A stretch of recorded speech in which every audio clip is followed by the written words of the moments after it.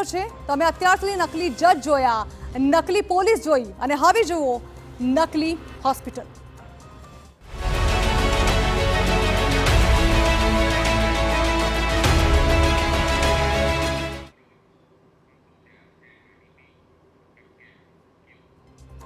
એક હોસ્પિટલ જ્યાં ડોક્ટર પણ હતા નકલી, અહીં નકલી હોસ્પિટલ જ ઊભી કરી દેવામાં આવી હતી।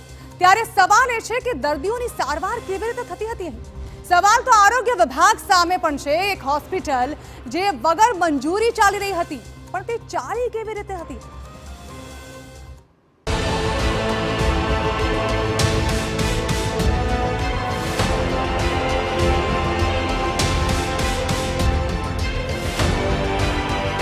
नकली हॉस्पिटलનો पर्दाफाश। डॉक्टर नहीं, आखे आखी हॉस्पिटल ज नकली। रजिस्ट्रेशन नहीं, कोई मंजूरी नहीं।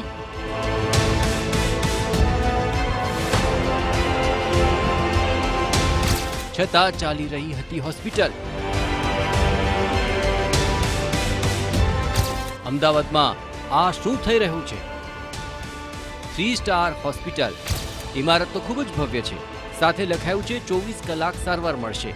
એટલું જ નહીં, આઈસીયુ પણ છે અને ટ્રોમા સેન્ટર પણ છે।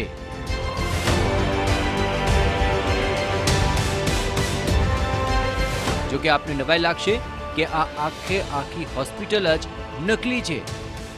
ગુજરાતમાં નકલી પોલીસ, નકલી જજ, નકલી વકીલ, નકલી કચેરી, નકલી ટોલ નાકા, નકલી શિક્ષક, નકલી ડોક્ટર અને નકલી પીએમઓ અધિકારીની ભરમાર વચ્ચે અમદાવાદમાંથી તબીબો વગર ચાલતી આખે આખી નકલી હોસ્પિટલ ઝડપાય છે।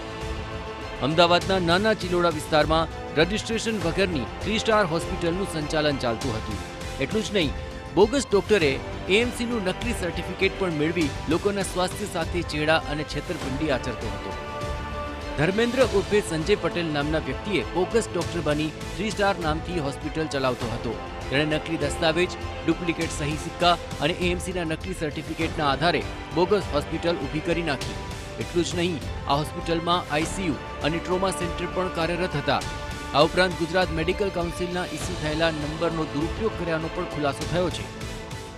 એક ડુપ્લિકેટ જે ડોક્ટર કહી શકાય, ધર્મેન્દ્ર ઉર્ફે સંજય પટેલ કરીને, એને આખી 3 star hospital ICU and trauma centre નામની એક આખી જે છે ઊભી કરેલી અને એમાં એ અલગ અલગ આ રીતે દર્દીઓની સારવાર કરતા અને એમની દર્દીઓ પાસેથી પૈસા પણ લેતા અને એમને એ સારવારના અલગ અલગ જે છે આ રીતે પોલિસીઓ માં રજૂ કરી અને મેડિક્લેમ માટે પણ એ ફાઇલ તૈયાર કરીને આપતા। નકલી હોસ્પિટલમાં અલગ અલગ ડોક્ટરના નામે ખોટા કેસ બનાવવામાં આવતા હતા અને સારવારના નામે દર્દીઓ પાસેથી મોટી રકમ વસૂલી દર્દીના સ્વાસ્થ્ય સાથે ચેડા કરી છેતરપિંડી આચરવામાં આવતી હતી। વીમા કંપનીઓમાં ખોટા ડોક્યુમેન્ટ આપીને મેડિક્લેમ પાસ કરાવવાનું પણ કૌભાંડ આચરવામાં આવતું હતું। હવે આપને બતાવીએ આખરે કેવી રીતે થયો આ નકલી હોસ્પિટલનો ખુલાસો। 20 માર્ચ 2024માં વીમા કંપની પાસે ફાઇલ આવી। 3 સ્ટાર હોસ્પિટલમાં દર્દીની સારવાર કર્યાનો દાવો હતો। વીમા કંપનીના કર્મચારી હોસ્પિટલમાં તપાસે પહોંચ્યા, ડોક્ટર હાજર ન હતા। સ્ટાફ પાસે દર્દીના કાગળ માંગ્યા તો કાગળ ન મળ્યા। વીમા કંપનીના ઇન્વેસ્ટિગેશન ઓફિસરને શંકા ગઈ। તપાસમાં ડોક્ટરનો રજિસ્ટ્રેશન નંબર ખોટો નીકળ્યો।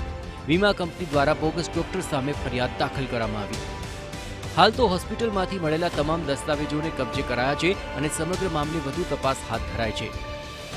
અમુક દર્દીઓની હેલ્થ સાથે જે ચેડા કરેલા છે એ સિવાય બી બીજા કેટલી આવી પોલિસીઓ એને ડુપ્લિકેટ આ રીતે મેડિક્લેમમાં મોકલેલી છે કે બીજા કેટલા દર્દીઓ સાથે એ રીતે હેલ્થના ચેડા કર્યા છે, એ સમગ્ર બાબતની જે તપાસ માટે જે છે આરોપીના પૂરતા રિમાન્ડ પણ લેવામાં આવશે અને હાલમાં જે છે સમગ્ર તપાસ ચાલુમાં છે।